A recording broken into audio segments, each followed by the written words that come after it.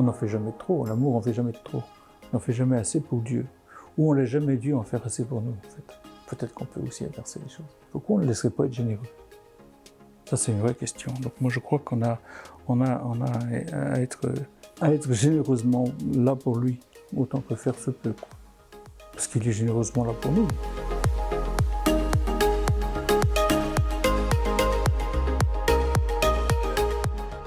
La brebis, elle peut rester toute seule dans son buisson, hein, elle peut bouter ses épines comme elle veut, parce que c'est toujours un buisson épineux, hein, je ne sais pas si vous savez ça. Elle peut toujours rester seule dans son buisson, et puis elle va attendre que la nuit tombe, puis quand la nuit passera, ben, elle se fera bouffer, point. C'est réglé.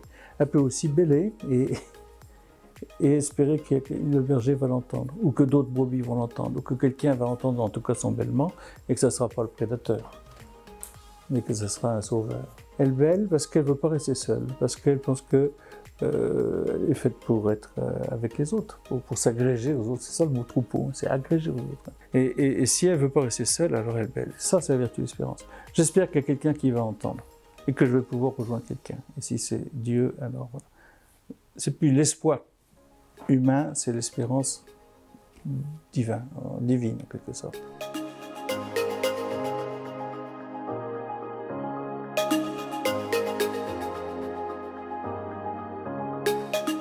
Les choses terrestres ne sont pas suffisantes. Je n'ai pas pour horizon les choses de la terre. Ou si je me satisfais de ce qui est dans mon horizon immédiat, ça ne va pas, quoi. Si j'ai les yeux baissés par terre en train de regarder une nourriture terrestre, je ne vois même pas quel horizon, quoi.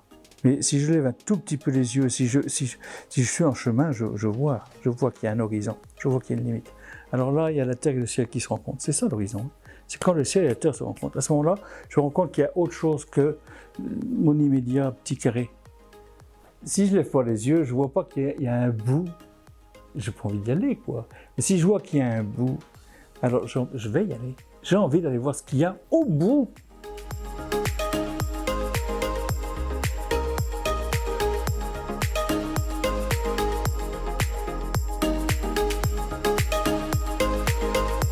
Il y a des gens qui sont très rationnels, très raisonnables. Alors c'est un tête-à-tête. Alors on est en tête-à-tête, pof. Et puis d'autres qui sont très affectifs. Alors bon, on est en cœur à cœur. Alors mon bon Jésus, comme je t'aime, etc. Et si Jésus, lui, avait voulu ou Dieu avait voulu être en relation avec nous en tête-à-tête, il nous aurait fait des discours théologiques comme c'est pas possible. Ou alors, s'il avait voulu être en cœur à cœur, il nous aurait fait des gros câlins comme on n'en peut plus. On en est tous des gros câlins, on n'est plus des bébés quand même. Bon. Et on n'est pas ni dans l'amour platonique, ni dans l'amour affectif, presque nauséabond, quoi. L'amour mûr, c'est un corps à corps, parce que c'est enraciné dans notre humanité. Notre humanité, elle est corporée. Le Christ, il s'est incorporé, il s'est incarné. Et la relation avec les autres, c'est une relation charnelle, de corps à corps, mais pas de cœur à cœur comme un bébé avec sa maman, ou je sais pas quoi, ou comme deux amoureux qui sont sur leur petit nuage, mais de corps à corps. Il s'agit de faire corps ensemble, il s'agit de se confronter, j'ai presque envie de dire, il ne faut pas enregistrer ça, mais de se rentrer dedans. Et si on n'est pas en corps à corps avec Dieu, alors mon corps, il ne vaut rien. Il n'y a que mon affectif. Il n'y aurait que mon affectif.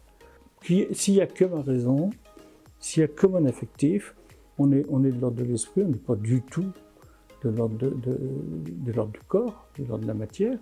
Et le Christ est venu sauver le corps autant que l'âme.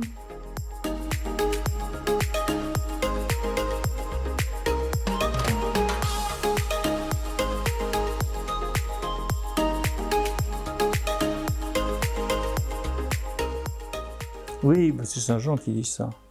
Saint Jean, il dit montre-moi ta foi sans les œuvres. Hein, c'est ça que ça veut dire. Alors, c'est un menteur, c'est une formule, il faut peut-être aussi. Mais oui, l'amour, il est concret, autrement. Là encore, c'est pareil. Parce que c'est de l'amour platonique qu'on a les uns envers les autres, il faut aller loin avec ça. Ça existe. L'amour, il veut que l'autre soit heureux. Et aimer, c'est vouloir que l'autre y soit. Il soit pleinement. Il ne soit pas que défini par ci ou par ça, ou en tout cas par quelque chose de difficile, qu'il soit reconnu comme un être humain. Si j'aime quelqu'un, je ne fais pas que le regarder.